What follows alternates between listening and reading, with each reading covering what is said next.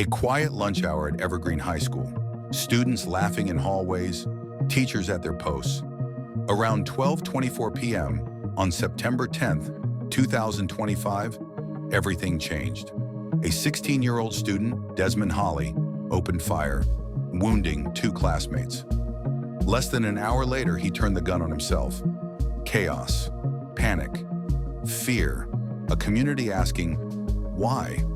But months before the shots rang out, the Anti-Defamation League had raised alarm bells. The FBI had opened an assessment of a social media account linked to extremist content. A tip in July. Posts praising past mass shooters, neo-Nazi symbols, conspiratorial violent forums. Authorities investigated, but the suspect remained unidentified. No probable cause, no arrest, just warnings unheeded. And then the shooting. Two critically injured, one dead by his own hand. But it wasn't just the bullets that shook Evergreen High. It was what investigators later found online. September 10th, 2025. Evergreen High School, a suburban campus in Jefferson County, Colorado, roughly 30 miles west of Denver. Students were wrapping up classes. It was just before lunch.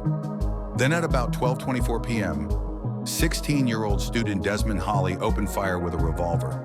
Two students struck, one inside the school building, the other outside. Chaos erupted, lockdowns, screams, teachers ushering students into classrooms, sirens blaring, a campus transformed.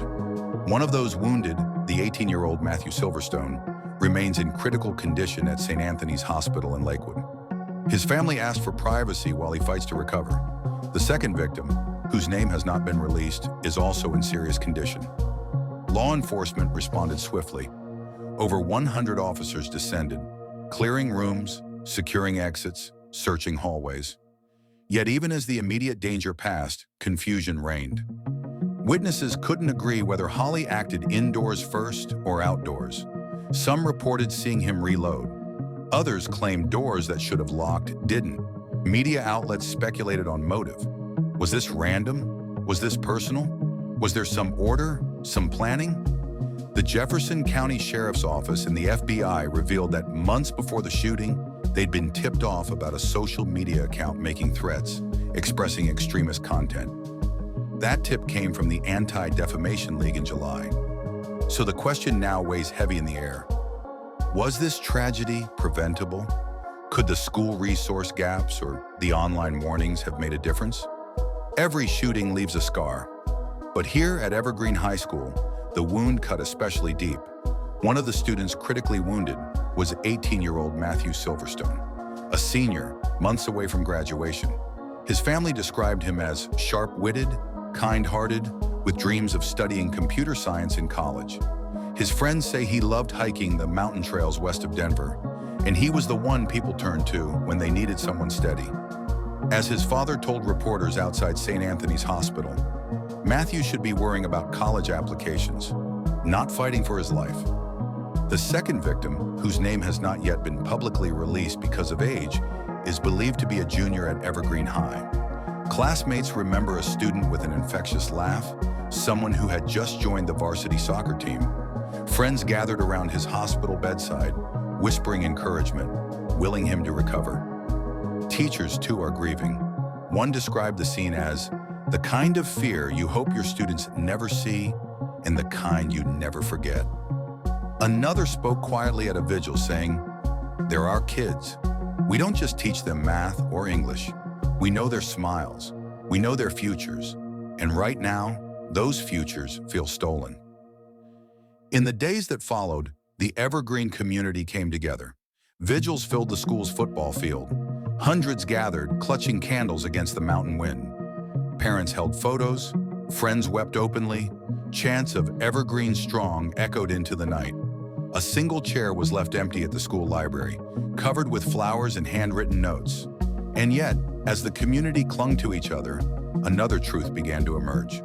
Police investigators were working around the clock. Detectives combed through classrooms, hallways, and even the shooter's backpack. They weren't just looking for bullets or shell casings, but for something more disturbing.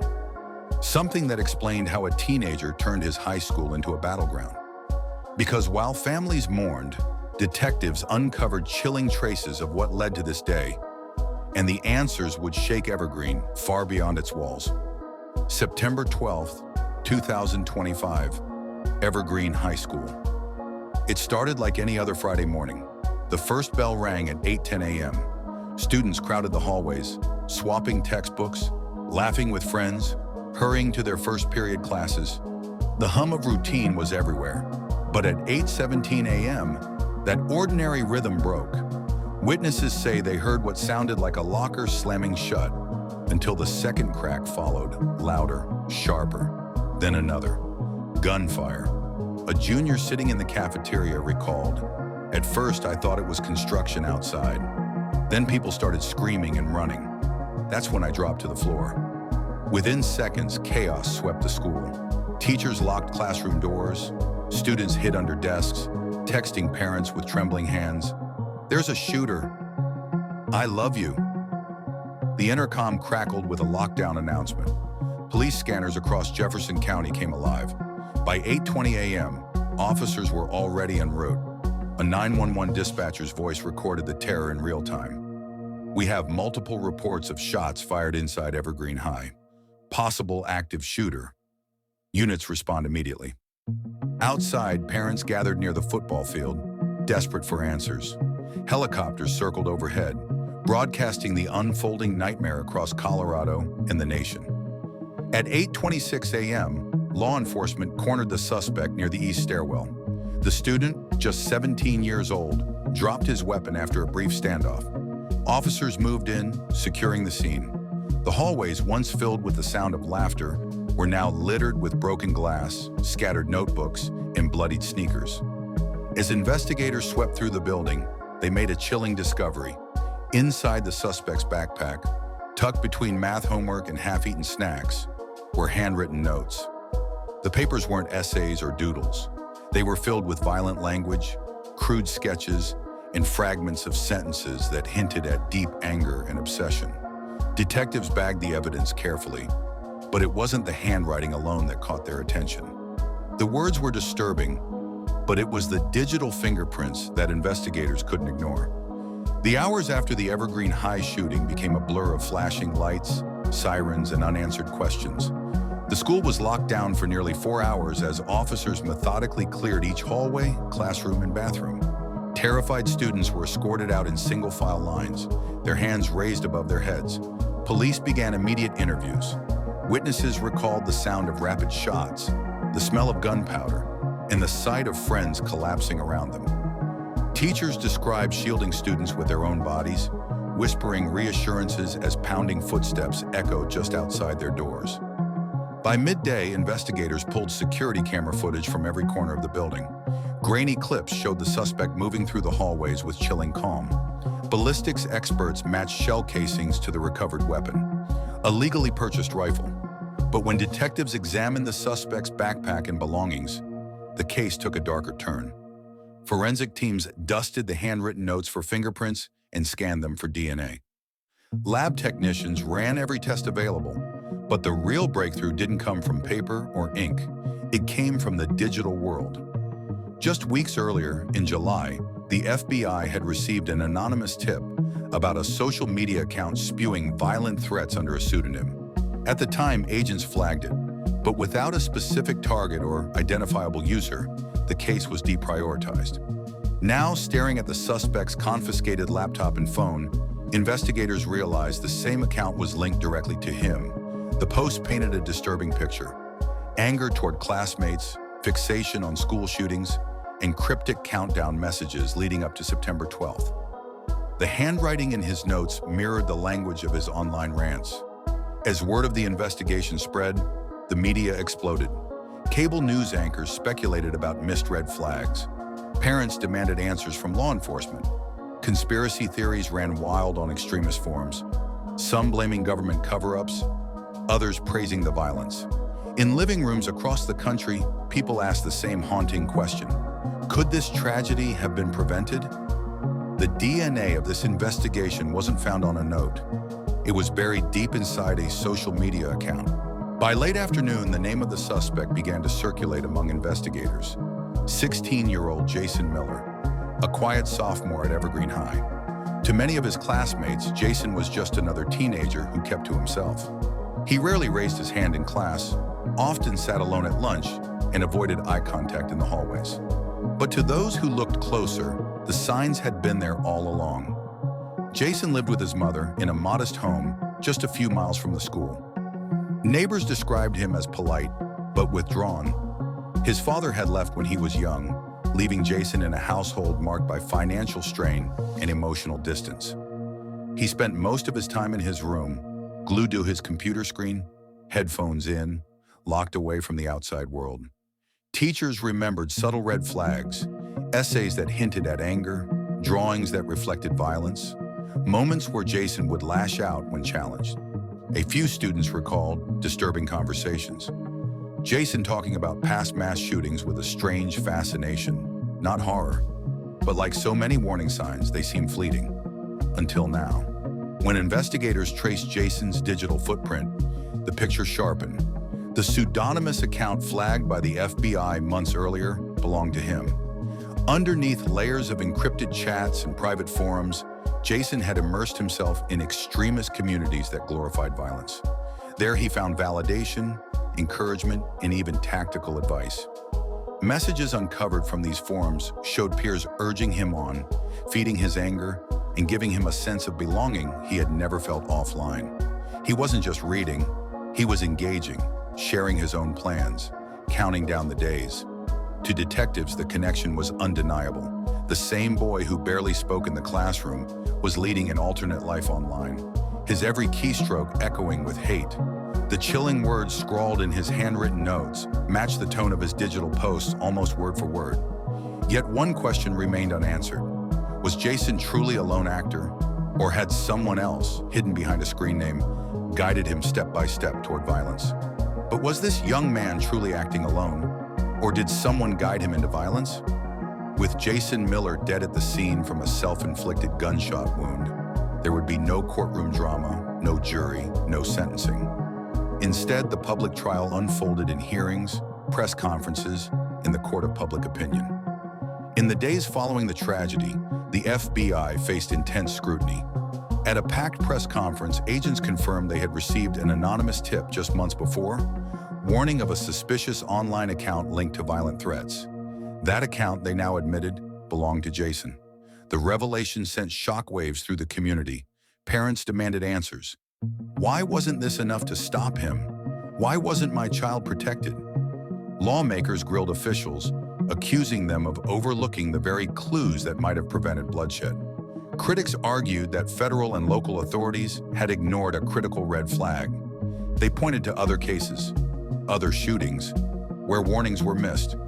Some said Evergreen was another tragic entry in a long list of preventable failures. But the conversation didn't stop there. Online, conspiracy theorists seized on the gaps in the investigation. Some suggested Jason had been part of a larger extremist network. Others claimed the FBI withheld key details about who might have encouraged him. While many dismissed these theories as baseless, they fed an emotional divide already tearing at the community. Candlelight vigils turned into marches, with parents holding photos of their lost children, demanding systemic change. Some cried for tighter gun laws, others for accountability from agencies tasked with protecting schools. For many, grief turned into a lingering sense of doubt, that the full truth of what happened at Evergreen High had not yet been told. And just when the community tried to move on, investigators revealed something new hidden in the suspect's online trail. Weeks after the shooting, as Evergreen began the painful process of healing, the FBI quietly reopened key pieces of digital evidence. What they found suggested the story was far from over. Forensic analysts uncovered encrypted chat logs and hidden folders buried deep in Jason Miller's devices. The messages revealed that his ties to extremist communities were far stronger than first reported. He wasn't just a passive observer. He was an active participant. He had exchanged messages with anonymous users who appeared to act more like mentors than peers. Investigators traced these exchanges back to multiple accounts, some hosted on overseas servers, others connected to online groups already on the FBI's radar. The language was chillingly consistent: encouragement to act, step-by-step guidance, and promises of notoriety after the violence. More alarming still, Jason wasn't operating just one account. Agents discovered at least 3 additional profiles, each crafted to connect with different extremist circles. These weren't random postings. They were deliberate attempts to embed himself deeper into a movement. For investigators, the question grew larger than Jason Miller. If he was being influenced, who were the voices pushing him toward violence? Were they strangers online or organized recruiters targeting vulnerable teenagers? One digital trace suggested the suspect wasn't the only one. Someone else may still be out there. The Evergreen High School shooting was more than just another headline. It was a tragedy that tore apart families, shattered a community, and reignited a painful national debate. 3 lives were cut short in the span of minutes, and dozens more were scarred forever. At the center of it all was a teenage boy, isolated, angry, and radicalized online. The FBI tip months earlier now hangs over the case like a shadow, a reminder of how close authorities came to preventing this horror, and how devastating a missed opportunity can be. Across the country, schools redoubled their security efforts. Politicians clashed in heated debates about responsibility, prevention, and reform. But for the parents of Evergreen High, no measure could erase the memory of that morning. The sound of gunfire, the frantic phone calls, the empty chairs at dinner tables. The tragedy raised deeper questions about trust in federal agencies, about the growing influence of extremist networks online, and about how many warning signs must be ignored before action is taken. As the candles from vigils slowly faded and news crews packed their cameras, one question lingered in the hearts of many. Was this tragedy the act of one teenager, or the symptom of something much larger? Do you believe the Evergreen High shooter acted entirely alone? Or was there someone else behind the screen, pulling the strings? Comment your theory below. I read every single one, and if you want more true crime cases where we uncover every detail, subscribe to Crime Scene 24/7, because here, the truth never sleeps.